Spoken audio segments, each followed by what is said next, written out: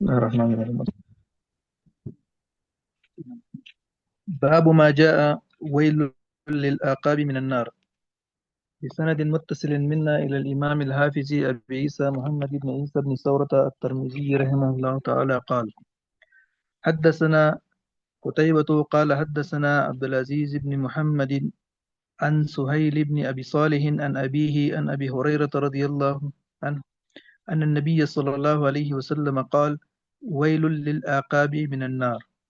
وفي الباب عن عبد الله بن عمرو وعائشة وجابر بن عبد الله وعبد الله بن الحارث وابن جزء زبيدي ومعيقب وخالد بن وليد وشريح بن حسنة وعمرو بن العاص ويزيد بن أبي سفيان. قال أبو عيسى: حديث أبي هريرة رضي الله عنه حديث حسن صحيح. وقد روي عن النبي صلى الله عليه وسلم أنه قال: ويل للأعقاب وبطون الأقدام من النار.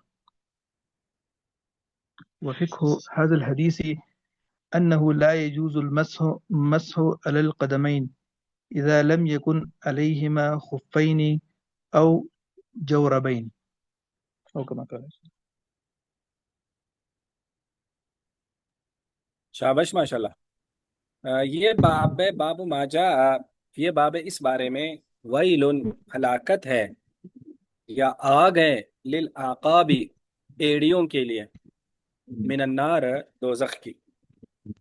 तो हदीस ये कि नबी अलैहि सलाम ने फरमाया वैलुन लिल आकाबी मिनन्नार, एड़ियों के लिए दोजख की आग की हलाकत है या एड़ियों के लिए दोजख की आग है। तो आगे इमाम तिरमिजी ने वो फिल बाब में फरमाया कि अब्दुल्ला बिन आमर, हज़रत आयशा, जाबिर बिन अब्दुल्ला, अब्दुल्ला बिन हारिस, मुआइकीब, खालिद बिन वलीद, शुराबिल बिन हसना, अमर बिन आस और यजीद बिन अबी सुफियान। देखो ये यजीद बिन अबी सुफियान हज़रत अबू सुफियान के गालिबन हज़रत अमीर माविया से ये बड़े थे और ये अकाबिर सहाबा में शुमार होते हैं, यजीद बिन अबी सुफियान। और हज़रत अबू बकर रज़ी अल्लाह तआला अन्हु ने इनको शाम का गवर्नर बनाया था। फिर जब हज़रत अबू बकर की वफ़ात हुई, हज़रत उमर आए। फिर जब यजीद बिन अबी सुफियान वफ़ात पा जाते हैं तो फिर उनकी जगह हज़रत अमीर मुआविया रज़ी अल्लाह तआला अन्हु को हज़रत उमर ने लगाया था। फिर वही वो उसी तरह उन्होंने आगे कंटिन्यू रखा। तो ये काफ़ी बड़े सहाबा में शुमार होते हैं यजीद बिन अबी सुफियान।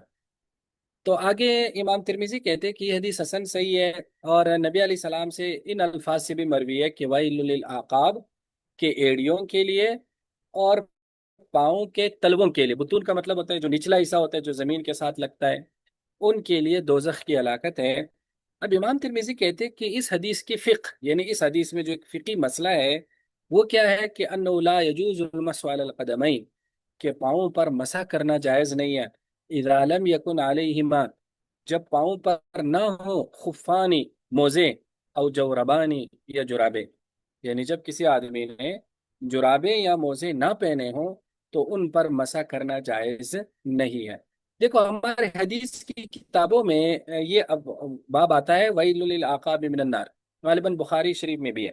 तो ये दरअसल ये बाब एले तशय्यो के रद के लिए मुहद्दिसीन बांधते हैं। एले तशय्यो के यहाँ पाँव का वजीफा मसा है, पाँव पर मसा करना है जैसे सर पर मसा करना है।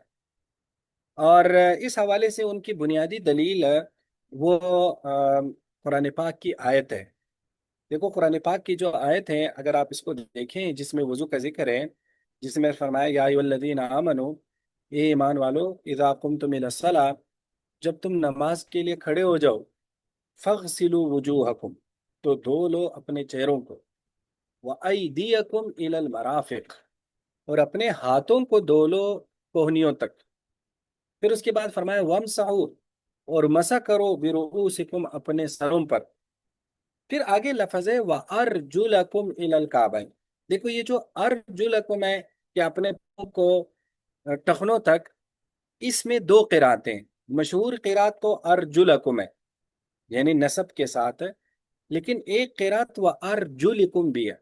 और आपको अरबी जुबान का कायदा पता होगा कि मातूफ और मातूफ अलैह, यानी जब एक اسم کا پیچھے پر عطف ہوتا ہے. عطف کا مطلب ہے کہ ان دونوں کو آپ ایک حکم میں شریک کرنا چاہتے ہیں. جیسے اردو کے لیے ہم اس کے لیے مثلاً اور کا لفظ استعمال کرتے ہیں. جیسے میں کہتا ہوں کہ مجھے زید اور عمر نے کہا، تو اب اس کا مطلب ہے کہ زید نے بھی کہا، عمر نے بھی کہا. تو اسی طرح عربی زبان میں جب عطف ہوتا ہے تو وہ دونوں ایک فعل میں شریک ہوتے ہیں.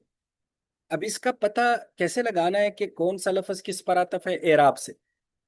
کیونکہ جو پیچھے والا لفظ ہے جس پر ہم نے عطف کرنا ہے، جس کو معطوف علیہ کہتے ہیں، اور جو بعد والا لفظ ہے جس کو عطف کرنا ہے، ان دونوں کا اعراب ایک ہوتا ہے. اب ارجلکم، اس پر اگر نصب پڑے تو پیچھے کس پر عطف ہوگا؟ وجوہکم و ایدیکم پر عطف ہوگا، کیونکہ وجوہکم پر بھی نصب ہے، ایدیکم پر بھی نصب ہے. تو جب ہم اس پر عطف کریں گے تو اس کا مطلب یہ ہوگا کہ اپنے ہاتھوں کو بھی دھو لو، اپنے چہروں کو بھی دھو لو، اور پاؤں کو بھی دھو لو ٹخنے تک. پھر تو پاؤں کے دھونے کا حکم. لیکن اگر ہم ارجلکم پڑھیں، جر پڑھیں، تو پھر یہ وجوہکم پر عطف نہیں ہو سکتا، کیونکہ وہ تو منصوب ہے. تو لا محالہ آپ کو عطف کرنا پڑے گا اس کے ساتھ والے رؤوس پر بھی، رؤوسکم، کیونکہ رؤوس پر بھی جر ہے، کسرہ ہے، زیر ہے. تو جب آپ اس پر عطف کریں گے تو پھر اس کا مطلب ہوگا کہ رؤوس کے ساتھ جو فعل لگا ہوا ہے، یعنی مسا والا، وہ فعل پاؤں کے ساتھ بھی لگا ہوا. تو اس کا مطلب ہوگا کہ اپنے سروں پر مسا کرو اور اپنے پاؤں پر مسا کرو.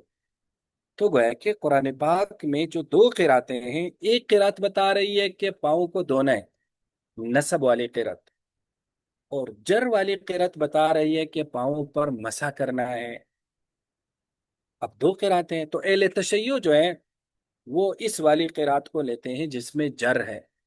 تو وہ کہتے ہیں یہ سمپل سی بات ہے کہ جر آ رہی ہے تو جر آپ نے عطف کرنا ہے رؤوس پر، تو سروں پر مسا کرنا ہے اور پاؤں پر بھی مسا کرنا ہے. وہ کہتے ہیں دیکھو، اگر پاؤں کو دھونا ہوتا تو پھر پاؤں کا ذکر سر کے ساتھ کیوں کیا جاتا؟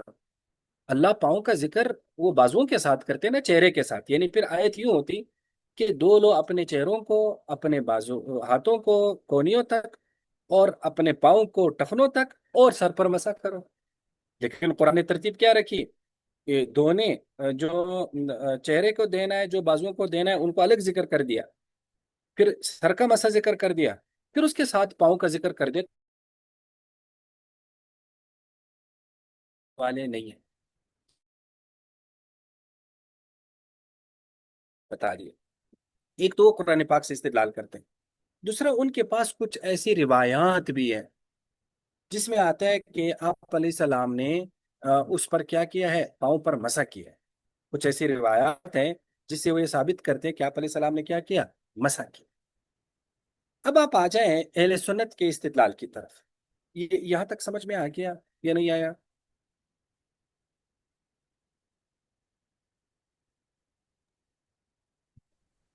جی سر جی، سمجھ میں آ گیا. اس میں ایک وہ لفظ ہے وظیفہ، جیسے ہم نے کہا پاؤں کا وظیفہ دھونا ہے، تو یہ وظیفہ کی ٹرم کا مطلب کیا ہے؟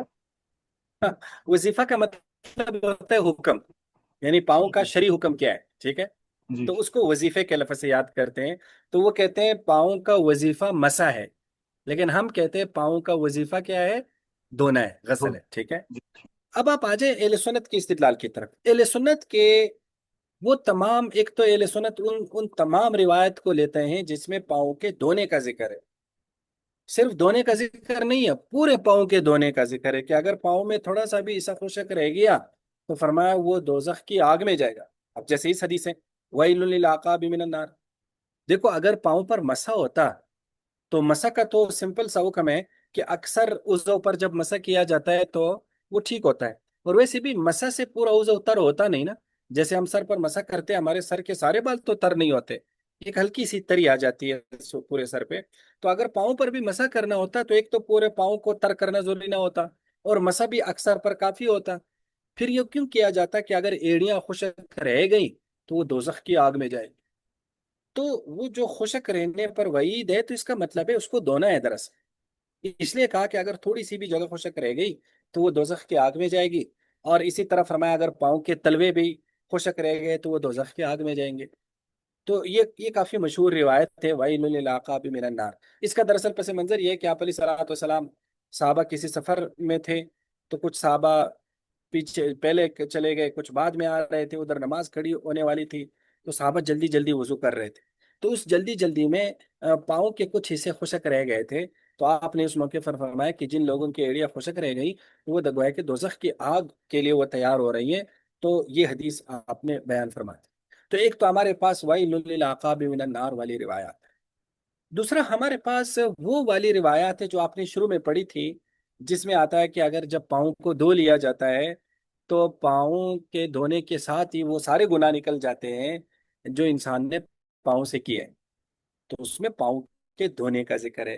اور اسی طرح نبی علیہ الصلوۃ والسلام کے وضو کی جو مشہور روایات ہے جو آگے بھی آئیں گی، ابھی آپ دیکھیں گے، ان تقریباً سب مشہور روایات میں پاؤں کے دھونے کا ذکر ہے، جس جس میں بھی آپ علیہ السلام کے وضو کا طریقہ منقول ہے اس میں پاؤں کے دھونے کا ذکر ہے، تو یہ تقریباً مشہور یا تواتر تک پہنچتی ہے یہ روایات۔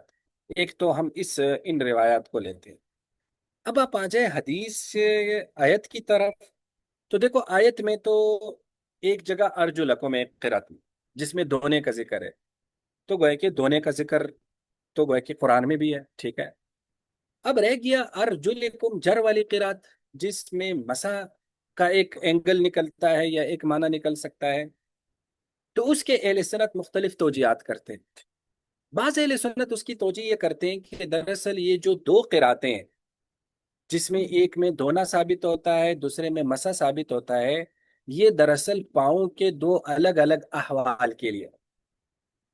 وہ کیسے کہ اگر انسان نے موزے نہ پہنے ہوں تو پھر وہ پاؤں کو دھو لے، اور اگر انسان نے موزے پہنے ہوں تو پھر پاؤں پر مسا ہوتا ہے، تو قرآن نے ان دونوں احوال کو ان دو قراتوں میں جمع کر دیا۔ تو نصب والی قرات اس موقع پر ہے جب پاؤں پر موزے نہ ہو، یعنی دھونے والی قرات، اور مسا والی قرات اس صورت میں ہے جب انسان نے موزے پہنے ہوں۔ لیکن اس کو کمزور کہا گیا، اس کو زیادہ پسند نہیں کیا گیا، مختلف وجوہات کی بنیاد پر اس طرح سے اس کو ٹھیک نہیں کہا گیا۔ اس کی اپنی ایک وجوہات ہے، لیکن ایک بنیادی وجہ ہے کہ اس میں آگے لفظ آ رہا ہے الی الکعبین، کہ پاؤں تک ٹخنوں تک اس کو دھو لو یا مسا کرو، تو اگر موزے پہنے ہوں تو پھر ضروری نہیں کہ ٹخنوں تک ہی پاؤں پر مسا کرے یا پورے پاؤں پر، تو اس میں کچھ اور بھی پیچیدگیاں آ رہی ہے جس کی وجہ سے اس مفہوم کو زیادہ بہتر گویا کہ شمار نہیں کیا گیا۔ یہی وجہ ہے کہ ہمارے اہل سنت حضرات جو ہیں وہ پاؤں کے مسا پر، یعنی موزے کے مسا کا جس پر آگے باب آئے گا، وہ احادیث سے ثابت کرتے ہیں کہ موضوعوں پر جو مسح ہے وہ احادیث سے ثابت ہے، قرآن سے ثابت نہیں۔ تو باقی یہ جو توجیہ ہے یہ ذرا کمزور ہے، کیونکہ اگر یہ توجیہ اتنی پاپولر ہوتی تو پھر اہل سنت کو موضوعوں پر مسح کرنا، اس کے لیے روایات کا سہارا نہ لینا پڑتا اور بہت ساری روایات اکٹھی نہ کرنی پڑتی، تو اس لیے معلوم ہے کہ یہ توجیہ کمزور۔ پھر دوسری توجیہ کیا ہے، بعض حضرات نے توجیہ یہ کی ہے کہ یہ جو آ رہا ہے نا کہ وَأَرْجُلِكُمْ، کہ جر والی قرات آ رہی، تو ایک توجیہ عربی کے حوالے سے یہ کی جاتی ہے کہ یہ جر جوار ہے، پڑوسی والا جر۔ کیا مطلب؟ پڑوسی والا جر یا پڑوسی والا اعراب دراصل عربی زبان میں ایک گویا کہ ایک طریقہ کار ہے۔ وہ طریقہ کار یہ ہے کہ بسا اوقات ایک اسم کا عطف تو ہوتا ہے بہت پیچھے والے کسی اسم پر، لیکن ساتھ والا جو اسم اس کے آتا ہے تو ساتھ والے اسم کا اعراب اس کو دے دیا جاتا ہے پڑوسی ہونے کی وجہ سے۔ تو گویا کہ عطف تو کسی اور اسم پر ہے جملے میں، جو مثلا دو تین اسم پیچھے آ رہا ہے، چار اسم پیچھے آ رہا ہے، لیکن اعراب وہ اپنے معطوف علیہ والا نہیں لیتا، یہ ساتھ والے کا اعراب لے لیتا ہے۔ کیوں؟ اس لیے کہ وہ چونکہ اس کا معطوف علیہ بہت دور چلا گیا جملے میں، تو جب بہت دور چلا گیا تو دور ہونے کی وجہ سے وہ والا اعراب پھر اس کو نہیں دیا، یہ جو پڑوسی والا اعراب ہے یہ گویا کہ اس کو دے دیا گیا، تو یہ جر جوار۔ اب یہ جر جوار ہماری کتابوں میں منقول ہے، تو یہ جر جوار ہماری کتابوں میں منقول ہے، لیکن بات یہ ہے کہ بعض علماء اس کا انکار کرتے تھے کہ نہیں، جر جوار عربی زبان میں نہیں ہے۔ لیکن حضرت انور شاہ صاحب کشمیری رحمہ اللہ کی جو کتاب ہے مشکلات القرآن، تو مشکلات القرآن میں حضرت انور شاہ صاحب رحمہ اللہ نے اس آیت پر بڑی تفصیلی بحث کی، تو اس میں انہوں نے جر جوار کی باقاعدہ مثالیں دی ہیں عرب علماء کے کلام سے کہ جر جوار کا تصور جو ہے نا وہ موجود ہے۔ تو اس لیے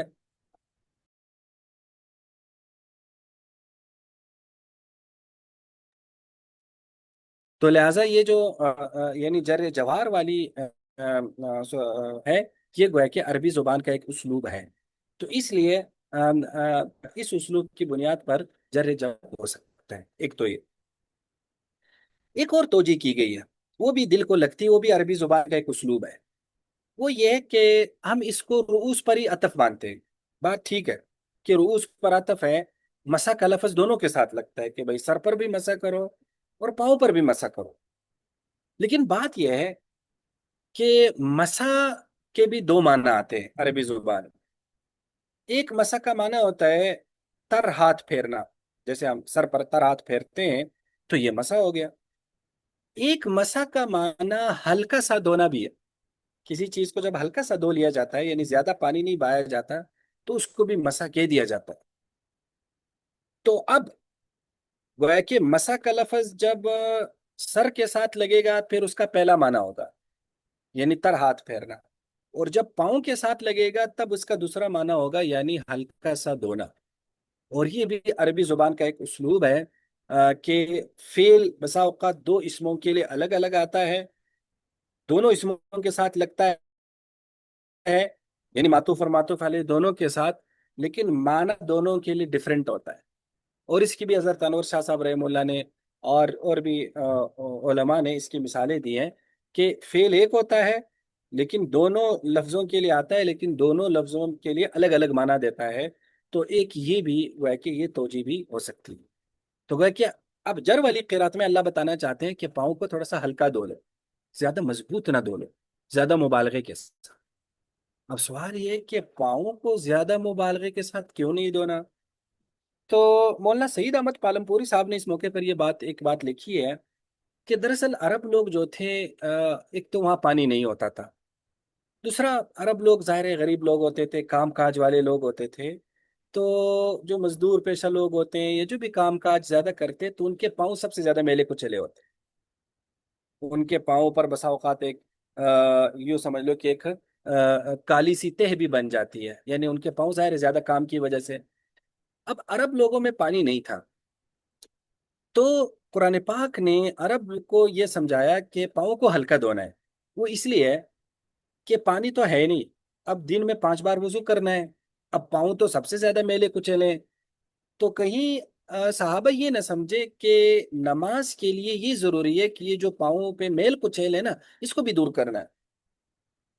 اب اس کو دور کرنے کے لیے تو ٹھیک ٹھاک پانی کی ضرورت تھی، اور دن میں 5 بار کیسے کریں گے؟ ظاہر پاؤں نے تو پھر گندے ہونا ہے، پھر اگلے نماز پھر کام کرنا ہے، پھر کام کرنا ہے. اب گھر کے سارے افراد ہی جب وضو کریں گے اور ہر کوئی اپنا پاؤں پہلے اچھی طرح سے میل کچیل سے صاف کرے گا تو وہ پانی بہت زیادہ لگے گا.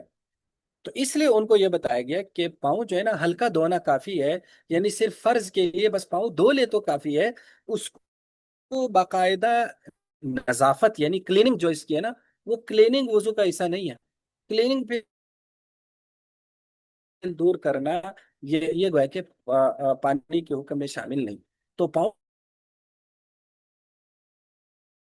زیادہ گویا کہ چونکہ اس پہ چلتا ہے تو زیادہ وہ لگتا ہے. لیکن دوسری بات یہ ہے کہ یہ جو ہے نا یعنی وہ خاص طور پر پاؤں کے حوالے سے اس لیے کہا گیا، وہ عرب کے اس پورے معاشرے کے لحاظ سے. اور یہ ہمیں بھی گویا کہ سوٹیبل ہے نا، یعنی مثلا ہم کام نہیں کرتے ہوں گے ایسا کام، لیکن آج بھی آپ مزدوروں کے پاؤں دیکھیں یا وہ لوگ جو کھیتوں میں کام کرتے ہیں ان کے پاؤں دیکھیں تو اچھے خاصے میلے کچیلے ہوتے ہیں. تو اب وہ جب وضو کریں گے تو ہلکے دھونے سے تو وہ کلیننگ نہیں ہوگی، اس کے لیے ٹھیک ٹھاک رگڑنا پڑے گا، پھر دوبارہ پانی بہانا پڑے گا. تو اس لیے ان کو کہا گیا کہ یہ میل کچیل رہنے دیا جائے، بس ہلکا سا دھو لیا جائے، فرض مقدار پوری ہو جائے گی اور تم اسی سے تمہارا وضو ہو جائے گا اور تم جو ہے نا نماز پڑھ سکو گے. تو اس حکمت کے پیش نظر قرآن نے یہ گویا کہ ایک تعبیر اپنائی، اور یہ دل کو گویا کہ لگتی بھی ہے یہ جو معنی ہے. اب یہاں آپ کے ذہن میں سوال آ رہا ہوگا یا ویسے قرآن پاک کی تفسیر کے حوالے سے کہ قرآن نے اس کے الٹ کیوں نہیں کیا؟ یعنی قرآن نے جب پاؤں کو دھونا ہی تھا اور حدیث سے بھی اور نبی علیہ السلام کے عمل سے بھی ثابت ہے، تو قرآن نے پھر ڈائریکٹ پاؤں کو وہاں کیوں نہیں رکھا اعضاء مغسولہ میں؟ اس کو سب سے لاسٹ میں کیوں رکھا جس کی وجہ سے تھوڑی سی پیچیدگی پیدا ہو گئی؟ تو دراصل اس کو تھوڑا سا یوں سمجھ لے کہ وضو کے بارے میں یہ آپ نے ذہن میں رکھنا کہ وضو کا حکم اس آیت کی بنیاد پر نہیں ہے. کیونکہ یہ آیت تو سورہ اور سورہ مائدہ تو مدنی ہے، اور نماز تو وہ جا کر مکہ میں فرض ہوئی تھی نا معراج کے بعد. تو وضو تو کیونکہ وضو تو باقاعدہ کر کے دکھایا نبی علیہ السلام نے، اور پھر پہلی نماز کے ساتھ ہی وضو کا بھی حکم تھا، تو وضو تو صحابہ کرتے آ رہے تھے. تو اس آیت میں صرف ظاہر ہے رکھا اس لیے کیا گیا کہ بعد والے کو یہ اعتراض نہ کرے کہ بھائی قرآن میں وضو کا حکم کدھر ہے، تو اس لیے اس کو تو رکھنا ضروری تھا. اب یہ جو ترتیب اپنائی گئی قرآن نے، تو اس ترتیب میں دراصل کچھ حکمتیں تھی. ایک حکمت تو وہی جو بتا دی کہ مسا کو اس کے ساتھ جوڑ کر اس کے غسل خفیف کی طرف اشارہ ہے، جو ہم نے پوری تفصیل ابھی بیان کی. دوسرا، پاؤں کو آخر میں رکھنے سے ایک فائدہ یہ ہو گیا کہ وضو کی ترتیب بھی معلوم ہو گئی. کہ وضو کی ترتیب یہ ہے کہ پہلے چہرہ ہے، پھر بازو ہے، پھر سر پہ مسا ہے، پھر آخر میں پاؤں ہیں. تو ایک تو ترتیب کی طرف بھی اشارہ ہو گیا. تو اگر پہلے رکھتے تو وضو کی ترتیب جو ہے نا وہ گویا کہ کیا ہو سکتی تھی، ٹھیک نہیں ہو سکتی تھی. تیسرا، پاؤں کو سر کے مسے کے ساتھ رکھنے میں ایک ہلکا اشارہ یہ بھی ہے کہ کبھی کبھار پاؤں پر بھی مسا ہوتا ہے. یعنی خواہ وہ جر والی قرات کو ہم مسا سے مراد نہ لیں، لیکن سر کے ساتھ رکھنے میں اور اس کو سر والا اعراب دینے میں اس طرف بھی اشارہ ہے کہ یہ دونوں کچھ چیزوں میں مشترک ہے.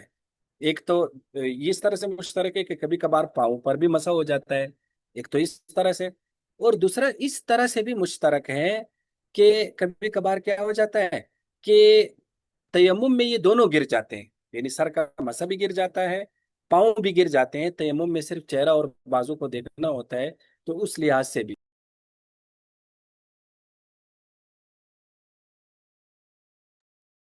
تو لہٰذا اس بنیاد پر بھی اس کو پاؤں کے ساتھ رکھا گیا، سر کے مسا کے ساتھ. کہ ایک تو سر کے مسا والا حکم کبھی کبھار اس پاؤں کو لگتا ہے، دوسرا یہ دونوں تیمم میں اکٹھے گر جاتے ہیں، اور تیمم میں صرف پچھلے دو اعضاء رہ جاتے ہیں.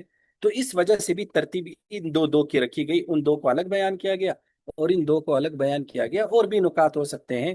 تو بہرحال قرآن پاک نے اس لیے وہ ہے کہ پاؤں کو آخر میں اس بنیاد پر اس کو بیان کیا گیا. لیکن اس آیت سے باقاعدہ مسا نکالنا جیسے اہل تشیع نے نکالا ہے، تو وہ گویا کہ کافی ضعیف ہے اور ٹھیک نہیں.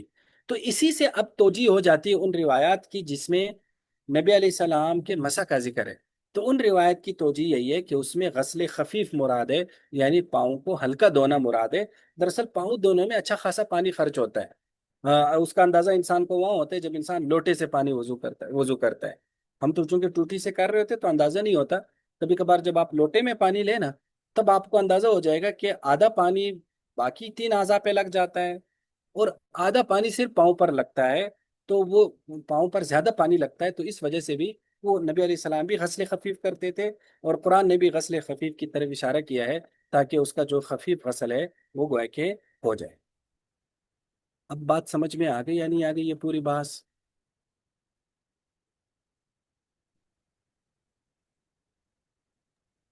جی استاد جی، آگے سمجھ. جزاک اللہ. شابش. جی آگے پڑھیں. باب ما جاء في الوضوء مرة مرة. وبه قال حدثنا أبو كريب وهناد وقتيبة قالوا حدثنا وكيء عن سفيان تحويل وحدثنا محمد بن بشار قال حدثنا يحيى بن سعيد قال حدثنا سفيان عن زيد بن أسلم عن عطاء بن يسار عن ابن عباس رضي الله عنهما أن النبي صلى الله عليه وسلم توضأ مرة مرة. وفي الباب عن عمر وجابر وبريدة وأبي رافع وابن الفاكه. قال أبو عيسى حديث ابن عباس أحسن شيء في هذا الباب وأصحه. وروى رشدين بن سعد وغيره هذا الحديث عن الضحاك بن شرحبيل عن زيد بن أسلم عن أبيه عن عمر بن الخطاب أن النبي صلى الله عليه وسلم توضأ مرة مرة وليس هذا بشيء.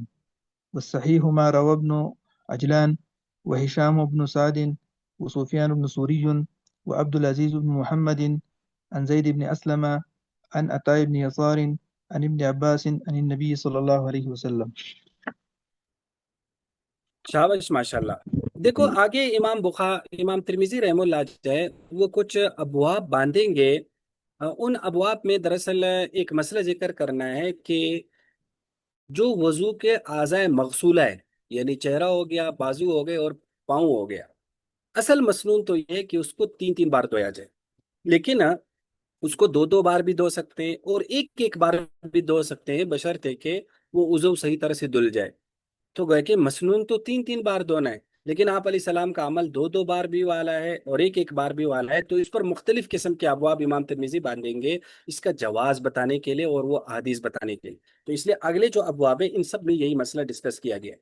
तो पहली जो बाब है, पहला बाब, बाब माजा फिल वजू मर्रतन मर्रतन, यानी आज़ा को एक एक बार धो कर वजू करना। तो हजरत इब्ने अब्बास फरमाते हैं कि नबी अलैहि सलाम ने वजू किया मर्रतन मर्रतन, एक एक बार धोने वाला। तो मर्रतन मर्रतन का मतलब होता है कि जिन आज़ा को धोना है उसको एक एक बार धोया।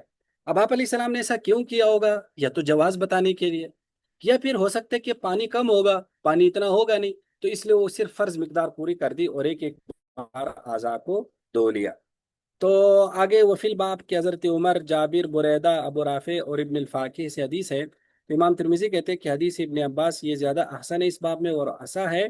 फिर एक हज़रत उमर वाली हदीस बयान कर दी कि आप अलैहि सलाम ने तवज़ा मर्रतन मर्रतन फरमाया वलैसा हाज़ा बिशैइन, ये ठीक नहीं है, यानी हज़रत उमर से ये हदीस मरवी नहीं है, ये दरअसल हज़रत इब्न अब्बास से है।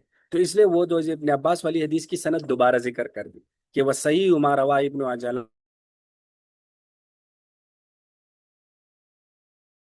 बिन यसार अन इब्न अब्बास, ये सनद चलाते हैं। लेकिन ये जो जहाक है, ये जैद बिन असलम के शागिर्द वो यूं चलाते हैं कि अन जहाक अन जैद बिन असलम अन अबी अन उमर इब्न खत्ताब। तो इमाम तिरमिजी कहते हैं कि नहीं, जैद बिन असलम के बाद अन अबी अन उमर इब्न खत्ताब का तरीक ठीक नहीं है, ये अता इब्न यसार अन इब्न अब्बास वाला तरीक ज्यादा ठीक है, जो ऊपर भी यही है और यहाँ भी यही है। जी अगला बाप पढ़ें।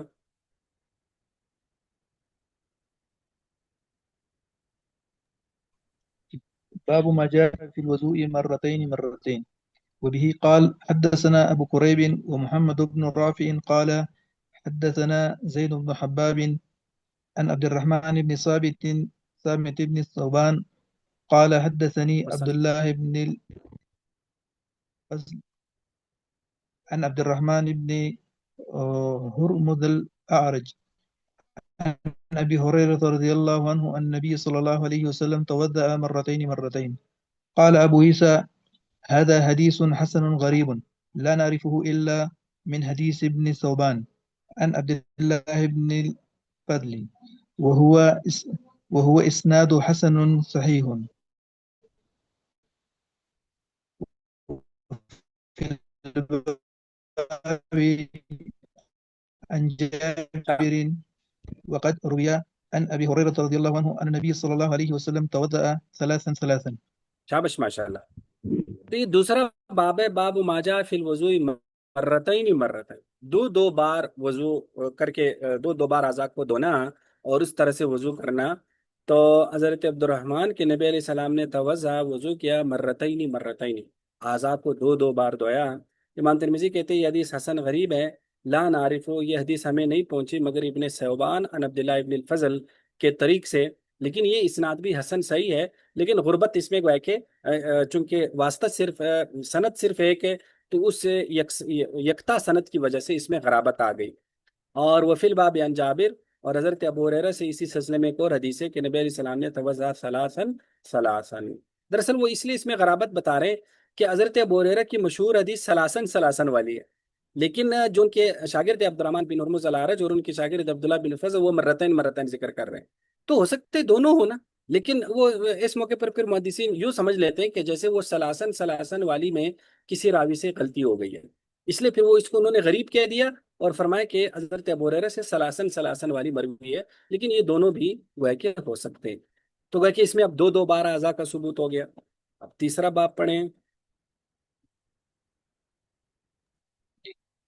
باب ما جاء في الوضوء ثلاثا ثلاثا. وبه قال حدثنا محمد بن بشار قال حدثنا عبد الرحمن بن المهدي عن سفيان عن أبي إسحاق عن أبي حية عن علي عن عن علي أن النبي صلى الله عليه وسلم توضأ ثلاثا ثلاثا. وفي الباب عن عثمان والربيع وابن عمر وعائشة وأبي أمامة وأبي رافع وعبد الله بن عمرو ومعاوية وأبي هريرة وجابر وعبد الله بن زيد وأبي. قال أبو عيسى حديث علي أحسن شيء في هذا الباب وأصحه، والعمل على هذا عند عامة أهل العلم أن الوضوء يجزئ مرة ومرتين، أفضل وأفضله ثلاث، وليس بعده شيء. وقال ابن المبارك لا آمن إذا زاد في الوضوء على الثلاث أن يأثم. وقال أحمد وإسحاق لا يزيد على الثلاث إلا رجل مبتلى مبتلا. शाबाश। तो अब ये तीसरा बाब है, बाब माजा फिल वजू सलासन सलासन, के तीन तीन बार आज़ा को धोकर वजू करना। हजरत अली करमल्लाहु वजू से रिवायत है कि नबी अलैहि सलाम ने वजू किया सलासन सलासन, तीन तीन बार। अब देखो इसकी हदीसें ज्यादा है, वो मर्रतन मर्रतन और मर्रतन मर्रतन की एक आध हदीसें थी, लेकिन इस मौजू की ज्यादा हजरत उस्मान से है, रुबैये से है। ये नाम तो अब आपको याद होना चाहिए, रुबैये बिनती मुअव्विज। तो इतनी बड़ी मुहद्दिसा है, तो इसलिए उनका नाम आपको पता होना चाहिए, रुबैये। और इब्ने उमर, हजरत आयशा, अबू उमामा, अबू राफे, अब्दुल्ला बिन आमर, हजरत मुआविया, जाबिर और हजरत अबू हुरैरा और हजरत उबई, इन सब से हदीसें हैं। लेकिन फरमाया हजरत अली की हदीस सबसे ज्यादा असा है और अहसन है। अब फरमाया कि अमल इसी पर है, अक्सर आले इल्म किया कि वजू जायज़ है एक एक बार भी, व मर्रतैन अफजल, दो बार ज्यादा अफजल है बनिस्बत एक बार के, व अफजल सलासन, और सबसे ज्यादा अफजल तीन बार है। वलई सब आदोशाइन, तीन बार के बाद कुछ नहीं है।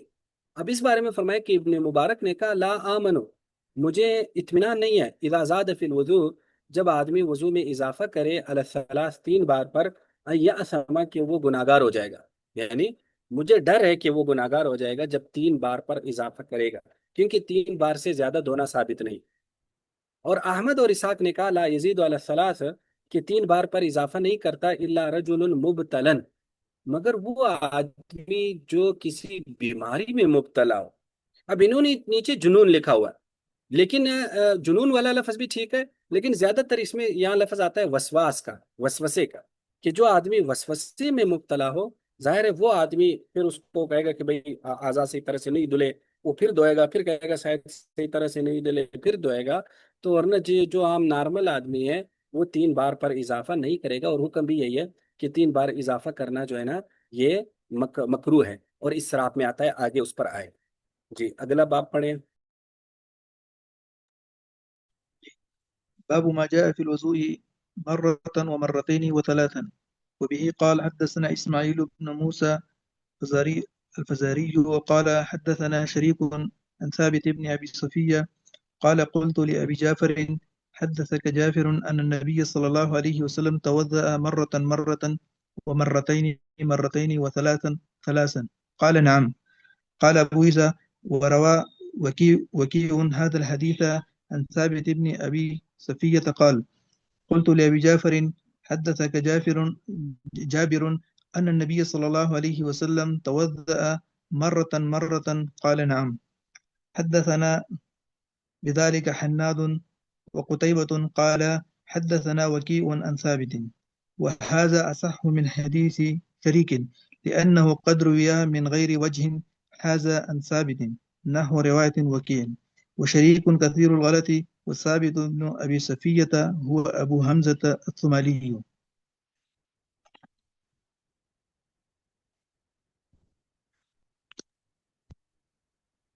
शाबाश। ये बाब है, बाबू माजा फिल वजू मर्रतन व मर्रतैनी व सलासन, के वजू को एक एक बार, दो दो बार, या तीन तीन बार आज़ा को धोना। तो साबित बिन अबी सफिया कहते हैं कि मैंने अबू जाफर से कहा, वही अबू जाफर, ये इमाम मोहम्मद बाकिर की बात हो रही जिनका कल भी जिक्र आया था, कि हदसा का जाबिर, क्या हजरत जाबिर ने आपको यह हदीस बयान की कि नबी अलैहि सलाम ने वजू किया एक एक बार भी, दो दो बार भी, और तीन तीन बार भी? तो उन्होंने कहा नाम हाँ। تو قال ابو عیسیٰ امام ترمذی کہتے ہیں کہ اس حدیث کو وکی نے روایت کیا ہے ثابت بن ابی صفیہ سے. انہوں نے کہا میں نے ابو جعفر سے کہا حدثک جابر، کیا جابر نے آپ کو حدیث بیان کی کہ وضو کو ایک ایک بار کرنا ہے؟ انہوں نے کہا ہاں. حدثنا بذالک حناد وقتیبہ قال حدثنا وکی عن ثابت. کہتے ہیں یہ حدیث زیادہ صحیح ہے، شریک کی حدیث ہے، اس لیے کہ بہت سارے طرق سے اسی طرح مروی ثابت سے جیسے وکی کی روایت ہے اور شریک کی روایت اس میں غلطی زیادہ ہے، یعنی اس میں صرف مرتن مرتن کا لفظ ہے. یہ جو مرتین مرتین اور سلاسن سلاسن کا لفظ ہے یہ شریک کا اضافہ ہے. اور ثابت بن ابی صفیہ اس کا نام ہے ابو حمزہ الثمالی. تو اب اس میں اس کو یوں سمجھ لو کہ یہاں مرتن و مرتین و ثلاثن کا مطلب یہ نہیں ہے کہ بعض اعضاء کو ایک بار دھونا، بعض کو دو بار، بعض کو تین بار، اس پر اگلا باب آ رہا ہے. تو یہاں صرف یہ بتایا گیا ہے کہ نبی علیہ السلام نے واقعی ایسا کیا ہے. تو ایک تو الگ الگ ہر ایک کی الگ الگ حدیث بھی پیش کر دی، اور ایک ایسی حدیث بھی پیش کر دی جس میں نبی علیہ السلام کے ایک ہی حدیث میں نبی علیہ السلام کے وضو کے مختلف طریقے منقول ہے کہ ایک ایک بار بھی دھویا، دو دو بار بھی دھویا، اور تین تین بار بھی دھویا. اب اس میں یہاں ایک بات ذہن میں رکھی کہ اس حدیث کا تھوڑا سا طرز الگ ہے. اس میں ثابت بن ابی صفیہ امام ابو جعفر امام محمد باقر جو ہے، یعنی امام ابو جعفر، ان سے کیا پوچھتے ہیں کہ کیا آپ کو جابر نے یہ حدیث بیان کر دی؟ تو انہوں نے وہ حدیث ان کے سامنے پیش کر دی کہ کیا یہ حدیث آپ کو جو جابر نے بیان کی تھی اور حدیث کے الفاظ بیان کیے؟ تو انہوں نے کہا نام ہاں. اسی کو وہ کہتے ہیں قراءت علی شیخ، کہ شیخ سن رہا ہو محدث اور شاگرد ان کے سامنے حدیث بیان کرے اور وہ ان کی تائید کرے. تو دیکھو یہاں امام ابو جعفر نے نہیں بیان کیا کہ حدثنا فلاں فلاں، بلکہ جو ثابت بن ابی صفیہ ہے آپ نے بیان کی، وہ کہتے ہیں ہاں. تو اس طرح سے گویا کہ یہاں ثابت بن ابی صفیہ ابو جعفر کے شاگرد ہو گئے، کیونکہ انہوں نے قراءت علی شیخ کے طریقے سے یہ حدیث روایت کی.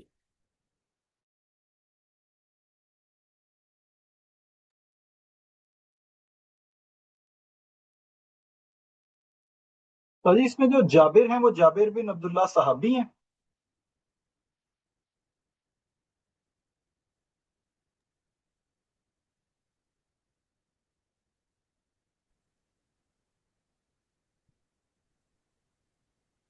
لو دوبارہ کریں.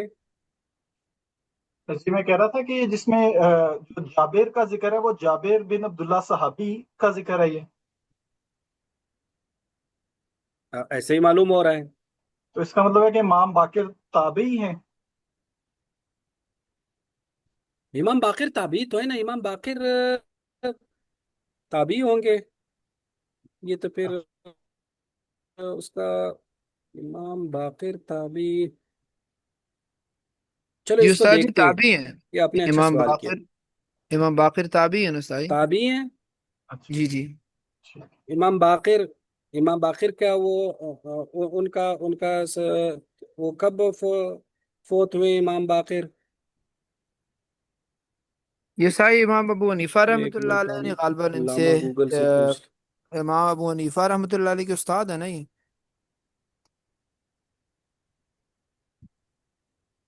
بالکل ان کے استاد ہے. ان کا 114 ہجری میں اور ان کی وفات ہے، جی جی جی 57 حضرت ہجری میں جابر جو یہ صحابی پیدائش ان ہیں. کی ہوتی ہے. تو جی اس جی سے تو وہ تابعی ہے. جی جی بالکل. تو کیونکہ اگر 57 ہجری میں پیدا ہوئے ہیں نا، تو ظاہر ہے صحابہ کا زمانہ تقریباً 100 ہجری تک جاتا ہے، تو اس طرح سے یہ تابعی ہے. جی ٹھیک.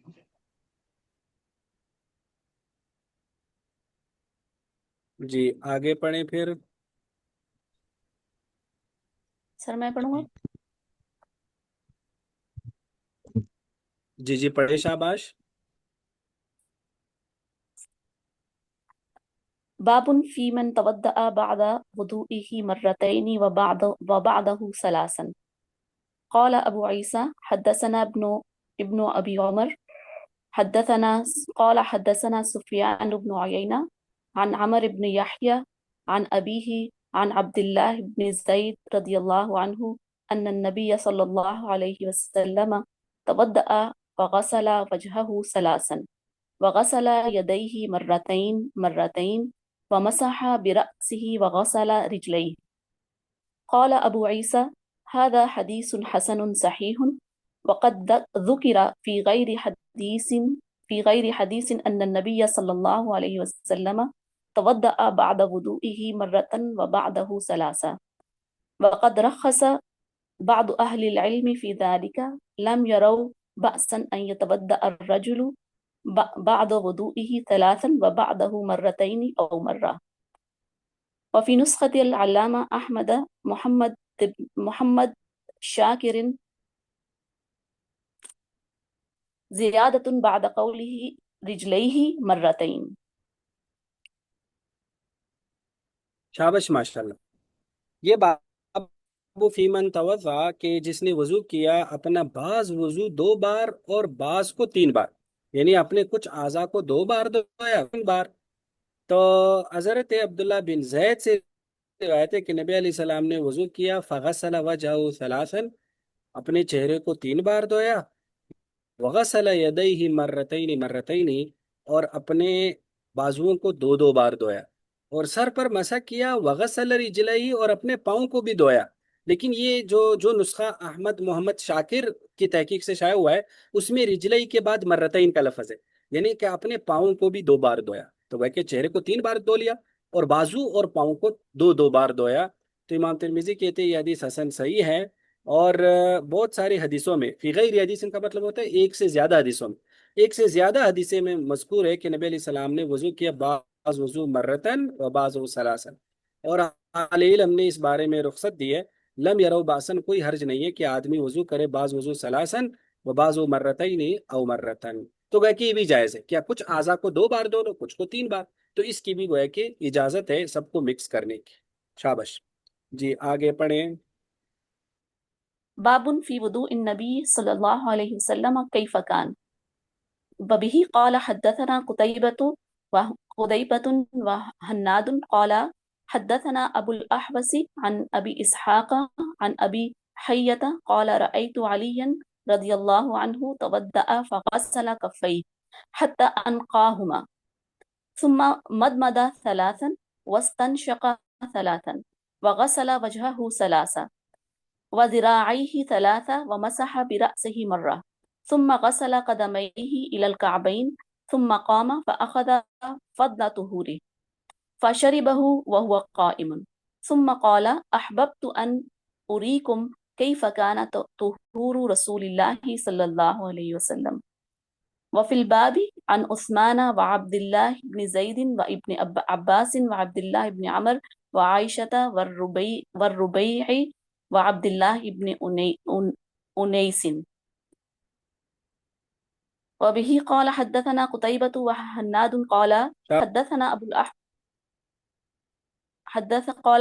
أبو الأحوص عن أبي إسحاق عن عبد خير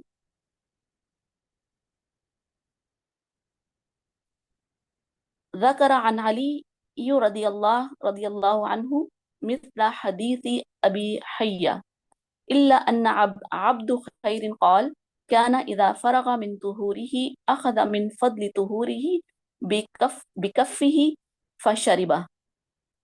قال أبو عيسى حديث علي رضي الله عنه رواه أبو إسحاق الحمداني عن أبي حية وعبد خير والحارث عن علي رضي الله عنه، وقد رواه زايدة بن قدامة وغير واحد عن خالد بن علقمة عن عبد خير عن علي رضي الله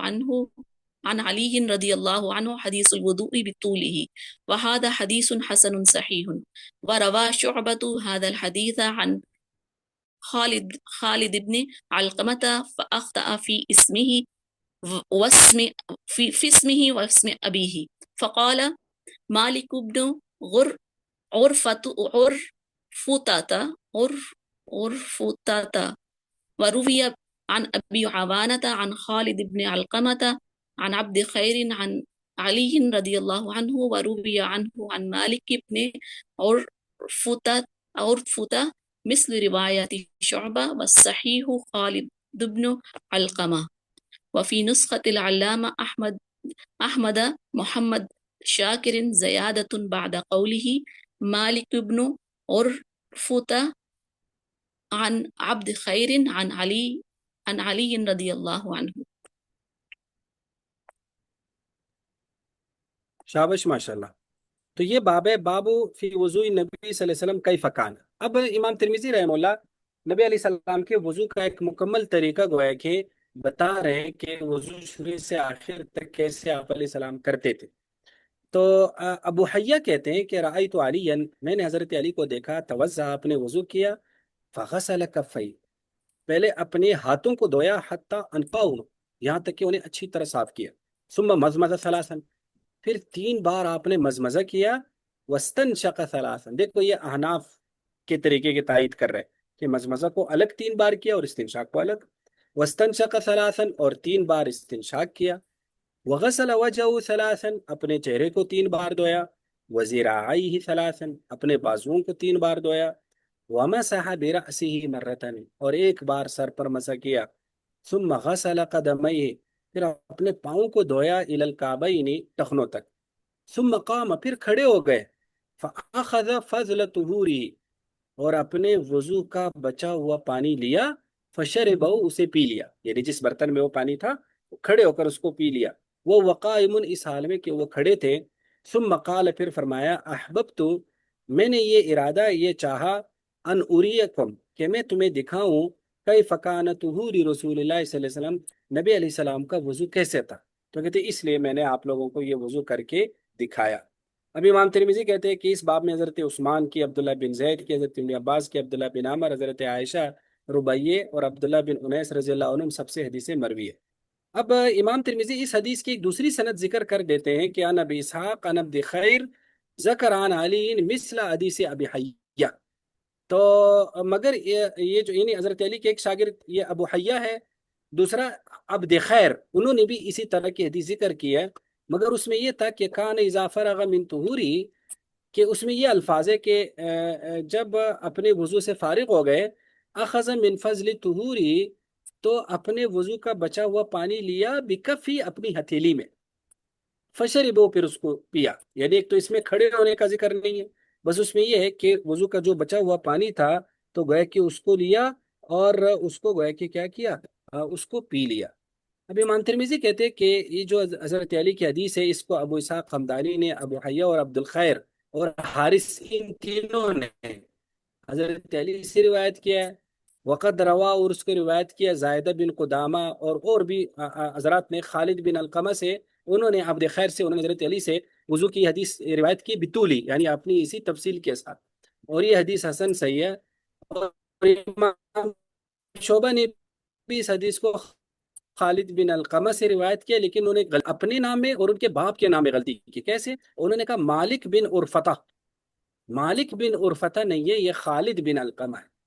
और वरुविया नबी अवाना अन खालिद बिन अलक़मा अन अब्द खैर अन अली, वरुवियान अन मालिक बिन उर्फता मिसल रिवायत शोबा व सही खालिद बिन अलक़मा, यानी उन्होंने भी, अबू अवाना ने भी मालिक बिन उर्फता का जिक्र किया, लेकिन सही लफ्ज़ है खालिद बिन अलक़मा। तो ये गोया कि नबी अलैहि सलाम के वज़ू का एक मुकम्मल तरीका है, और ये काफ़ी सारे सहाबा से मरवी है। हज़रत उस्मान का तरीका भी काफ़ी मशहूर है।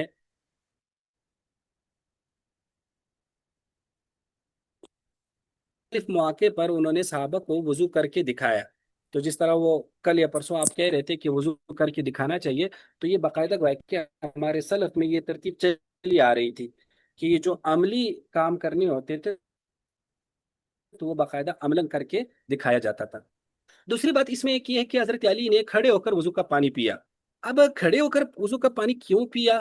तो कहा जाता है कि खड़े होकर इसलिए पिया कि वजू के पानी में चूंकि एक खास किस्म की बरकत होती है, वजू का पानी है, बचा हुआ पानी है वजू का, तो इसलिए वो बरकत पूरे जिस्म में मुंतकिल करने के लिए खड़े होकर पानी पिया, ताकि पूरे जिस्म में वह कि वो पानी चला जाए। इसलिए कहा जाता है कि जमजम का पानी भी खड़े होकर इसीलिए पिया जाता है। अगरचे उसकी एक तोजी और भी है जो अपने मकाम पर आएगी, लेकिन एक तोजी यही है कि वो ताकि उसकी बरकत पूरे जिस्म में फैल जाए, इसलिए खड़े होकर पानी पिया होगा। या फिर यूं कह सकते हैं कि हजरत अली ने जिस मौके पर नबी अलैहि सलाम को वजू करते देखा होगा, जो एक खास वो उनके जहन में एक खास वाक़या होगा, तो उसमें नबी अलैहि सलाम ने खड़े होकर पानी पिया होगा। हो सकता है नबी अलैहि सलाम ने वैसे ही खड़े होकर पानी पिया जवाज बताने के लिए। तो हजरत अली साहबा फिर ऐसे करते थे कि फिर नबी अलैहि सलाम का वो तरीका मुकम्मल कॉपी करते थे। तो इसलिए वो मुकम्मल कॉपी करने के लिए आपने भी खड़े होकर पानी पिया, کیونکہ نبی علیہ السلام نے بھی اس موقع پر کھڑے ہو کر پانی پیا ہوگا، اس لیے انہوں نے بھی ایسا کیا. یہ بھی اس کی ایک توجہ ہو سکتی ہے. یہ سمجھ میں آ گیا یا نہیں آیا؟ جس میں یہ سوال ہے اگلا کہ آپ بھی پڑھیں، آسان ہے.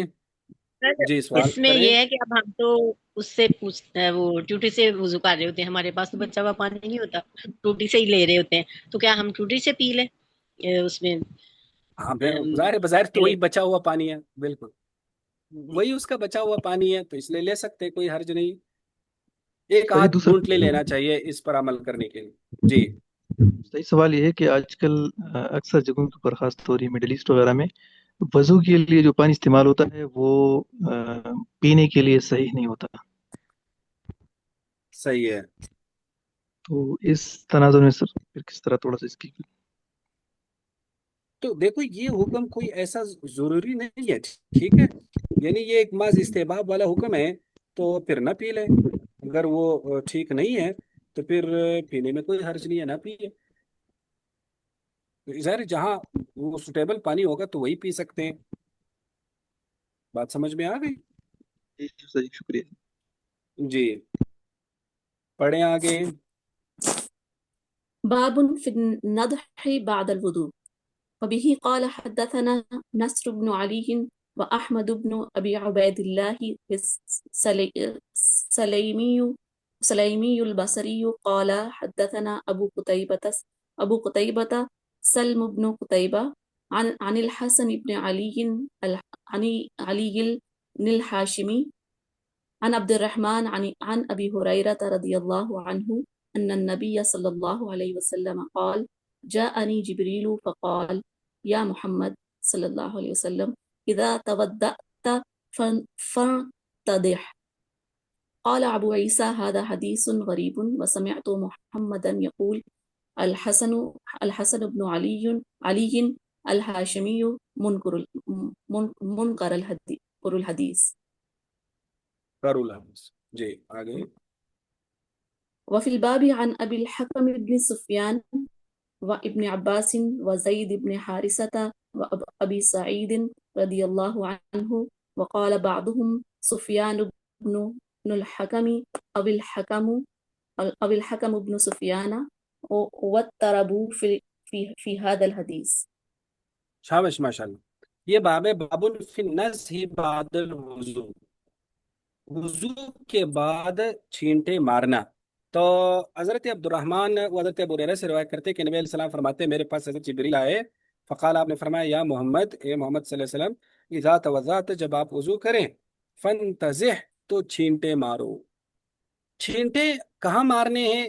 تو گویا کہ جو شلوار کا سامنے والا حصہ ہے تو اس جگہ پر چھینٹے مارنے. یہ اس کی گویا کہ ایک مشہور تشریح ہے کہ اس جگہ پر چھینٹے مارنے. کیوں مارنے ہیں؟ تاکہ ایک جو اگر کسی انسان کو وسوسہ ہو سکتا ہے کہ بھائی میرے قطرے نکل آئے، یا کسی کو وسوسہ ہو سکتا ہے کہ شاید یہ جو ہے نا کپڑے کا یہ حصہ نجس رہ گیا یا اس پر پیشاب رہ گیا، تو اس لیے اس کو کہا کہ چھینٹے مارو تاکہ اس کا وہ وسوسہ جو ہے نا وہ کیا ہو جائے، ختم ہو جائے. تو ایک تو گویا کہ اس کا یہ مطلب بیان کیا گیا. جبکہ بعض حضرات نے مطلب یہ بیان کیا کہ یہاں نزعہ کا ایک مطلب ہوتا ہے دھونا، اچھی طرح سے پانی بہانا. تو گویا کہ نزعہ کا یہ مطلب ہوگا کہ اچھی طرح سے اپنے اعضاء پر پانی جو ہے نا وہ بہاؤ. بعض کہتے ہیں یہ بھی ایک مطلب ہو سکتا ہے. اور بعضوں نے کہا کہ نہیں، نزعہ کا ایک مطلب استنجا کرنا بھی ہو سکتا ہے. تو اس کا مطلب ہے کہ جب آپ وضو کا ارادہ کریں تو استنجا وضو سے پہلے کریں، تو یہ بھی ہو سکتا ہے. تو ٹھیک ہے. پھر اس میں انتزاع کا اس لیے کہا کہ انتزاع کا مطلب ہوتا ہے پانی سے استنجا کرنا. تو گویا کہ اس میں اشارہ ہے کہ بہترین پاکی حاصل کرنے کے لیے استنجا میں پانی کو یوز کریں، پانی کو استعمال کریں. تو یہ بھی اس کی ایک توجہ کی گئی. تو مختلف توجیہات ہیں، لیکن مشہور توجہ وہی پہلی ہے، وہ چھینٹے مارنے والی توجہ. اور اس کو کہا گیا کہ یہ علاج بھی ہے قطروں کا یا وسوسے کا، کہ اگر انسان کو واقعی قطرے نکلتے ہو کسی بیماری کی وجہ سے یا اس کو وسوسہ ہے، تو دونوں صورتوں میں یہ ایک علاج ہو سکتا ہے چھینٹے مارنا. اس لیے وہ ہے کہ اس کو پھر کرنا چاہیے. اب اس کے بعد امام ترمذی نے اس حدیث پر کہا کہ یہ حدیث غریب ہے، اور امام بخاری کا نقل کیا ہے کہ اس حدیث کے جو ایک راوی ہے حسن بن علی الہاشمی، اس کے بارے میں امام بخاری نے کہا منکر الحدیث، اس کی حدیثیں منکر ہے۔ دیکھو ویسے تو کل میں نے آپ کو بتایا تھا کہ منکر حدیث اس کو کہتے ہیں جس میں ایک ضعیف راوی ثقہ راوی کی مخالفت کرے، لیکن جب کسی راوی کے بارے میں منکر الحدیث کا کہا جاتا ہے تو اس کا مطلب ہے اس کی حدیثیں بے سر و پا ہیں، یعنی آسان الفاظ کہ اس کی حدیثیں عجیب و غریب ہے، یعنی بے سر و پا ہے اور اس کی حدیثیں ٹھیک نہیں ہے۔ اور یہ امام بخاری کی سب سے سخت جرح شمار ہوتی ہے جب وہ کسی کے بارے میں کہتے ہیں منکر الحدیث، اس کا مطلب ہے کہ یہ اچھے خاصے ضعیف راوی ہے۔ دوسرا امام ترمذی کہتے ہیں کہ اس باب میں حکم بن سفیان اور ابن عباس اور زید بن حارثہ اور ابو سعید سے روایات ہیں، لیکن حکم بن سفیان کے نام میں اختلاف ہے کہ یہ سفیان بن حکم ہے یا حکم بن سفیان، یعنی یہ ایک ہے نا باقاعدہ رجال میں ایک بحث آتی ہے جس میں راوی میں قلب ہو جاتا ہے، راوی کے نام میں باپ کا نام بیٹے کا نام بنا دیا جاتا ہے اور بیٹے کو باپ بنا دیا جاتا ہے۔ تو ایسے راویوں کو تلاش کرنا یا ایسے راویوں کو کی تعین کرنا بھی ایک بڑا مشکل کام ہے علم الرجال کے علماء رجال کے لیے، کیونکہ بعض لوگوں کے نام ہی ایسے ہوتے ہیں کہ ان کو بڑی آسانی سے الٹا کیا جا سکتا ہے، جیسے سفیان بن حکم یا حکم بن سفیان، تو اس لیے ایسے پھر اس میں مشکلات ہوتی ہے۔ تو اس لیے امام ترمذی کہتے ہیں کہ یہاں بھی اضطراب ہو گیا اس حدیث میں، یعنی اس کی سند میں بعض گویا کہ حکم کہہ رہے ہیں حکم بن سفیان، بعض سفیان بن حکم کہہ رہے ہیں، تو اس لیے یہ سفیان والی حدیث میں گویا کہ ایک اضطراب بھی ہے۔ سمجھ میں آگے نہیں آیا؟ جی ہاں۔ تو اتنا کافی ہے یا ایک باب اور پڑھیں؟ استاد جی ایک سوال ہے، جی کریں سوال۔ پھر شاذ اور حدیث میں اور پھر منکر حدیث میں فرق کیا ہوا استاد جی؟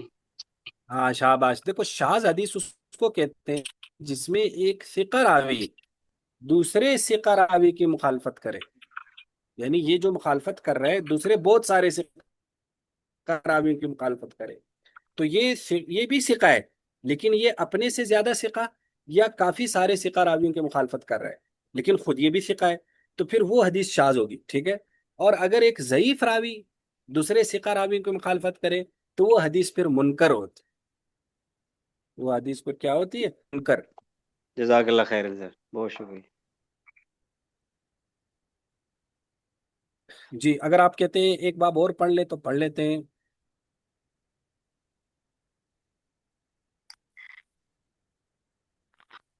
پڑھ لیں جی۔ شابش پڑھو۔ باب في إسباغ الوضوء. وبه قال حدثنا علي بن حجر قال حدثنا إسماعيل بن جعفر عن العلاء بن عبد الرحمن عن أبيه عن أبي هريرة رضي الله عنه أن رسول الله صلى الله عليه وسلم قال ألا أدلكم على ما يمحو الله به الخطايا ويرفع به الدرجات؟ قالوا بلى يا رسول الله صلى الله عليه وسلم قال إسباغ الوضوء على المكاره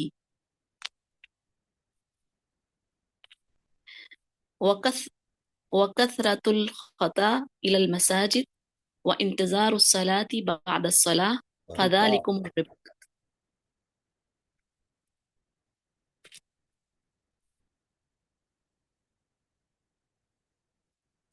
جی آگے بھی پڑھیں۔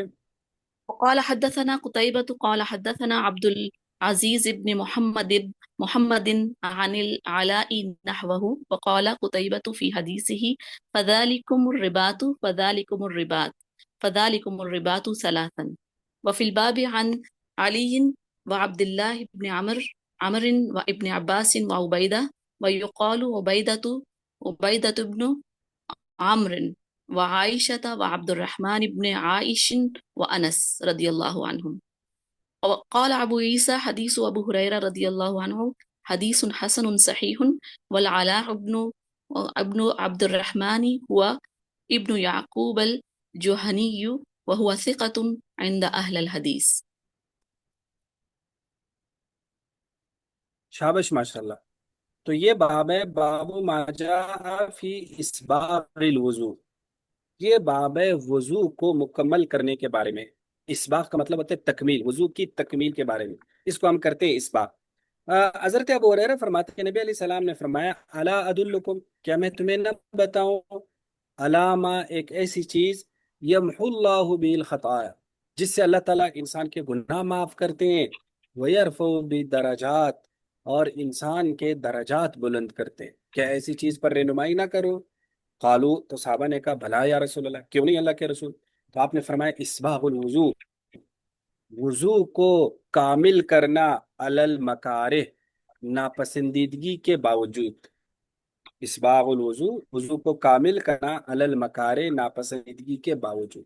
دیکھو، اسباغ کا مطلب ہوتا ہے کسی چیز کو مکمل کر لینا، یعنی ایک تو مکمل ہے، ایک ہے تکمیل سے تھوڑا سا آگے درجہ، اس کو اسباغ کہتے ہیں، ٹھیک ہے؟ یعنی مثلا یوں سمجھ لو کہ اگر 100% ہے تو 100% سے اگر آپ 1% آگے بڑھ جائیں تو یہ اسباغ ہوگا۔ تو اس وضو کے بارے میں اسباغ کیا ہے؟ تو وضو کے بارے میں یہ اسباغ ہے۔ دوسرا، اسباغ میں یہ شامل ہے کہ جو اعضاء کی جو حد ہے اس حد سے تھوڑا سا آگے دھونا، جیسے مثلا پاؤں کی حد ٹخنے، تو بالکل ٹخنوں پہ بند کرنے کے بجائے تھوڑا سا اوپر تک دھونا۔ یہ جیسے جو بازو ہے اس کی حد کیا ہے؟ کوہنیاں، تو محض کوہنیوں پر بند کرنے کے بجائے تھوڑا سا آگے کی طرف دھونا۔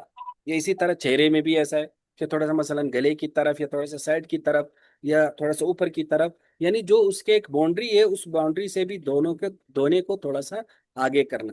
تو یہ اس باغ میں یہ دو باتیں آ رہی ہیں، ایک تو 3 بار دھونا، دوسرا جو اس کی ایک حد ہے اس حد سے آگے بھی دھونا، تھوڑا سا آگے دھونا، تو یہ اس باغ میں آتا ہے۔ اب اسباغ وضو بہت اعلیٰ کام ہے، لیکن کب؟ علی المکارہ، جب ناپسندیدہ ہو۔ دیکھو، انسان کو کب ناپسندیدہ ہوتا ہے؟ جب سردی بہت ہوتی ہے، پانی ٹھنڈا ہوتا ہے۔ دیکھو آج کل تو گرمی ہے نا، آج کل تو انسان وضو کرتا ہے تو بس ویسے ہی بہت زیادہ پانی اپنے اوپر ڈالتا رہتا ہے تاکہ اچھی طرح سے انسان اگر جو ہے نا سارا گیلا ہو جائے اور اس کی گرمی دور ہو جائے۔ تو اس میں پھر اسباغ ٹھیک ہے کر تو لیا، لیکن ظاہر ہے وہ اپنی اس ٹھنڈک حاصل کرنے کے لیے اصل مقصد اس میں یہ ہے۔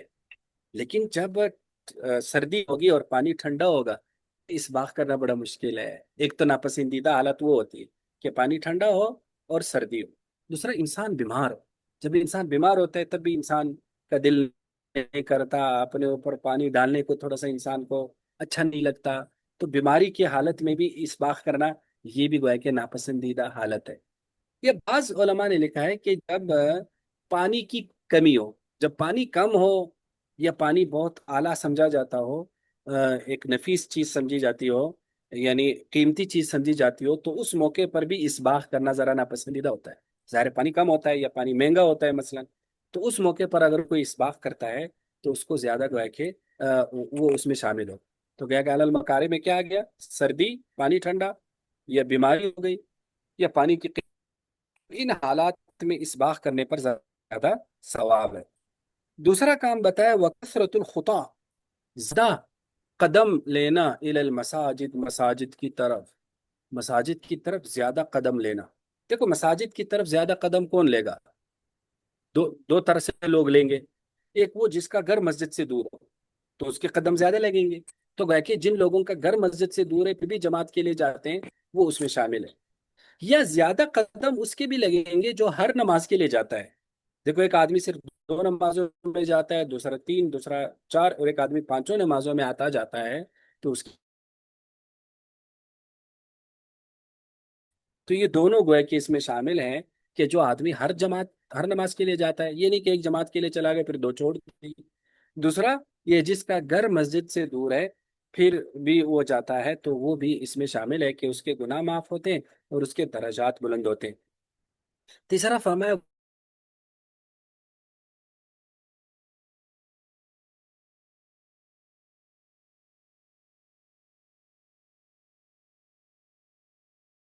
پڑی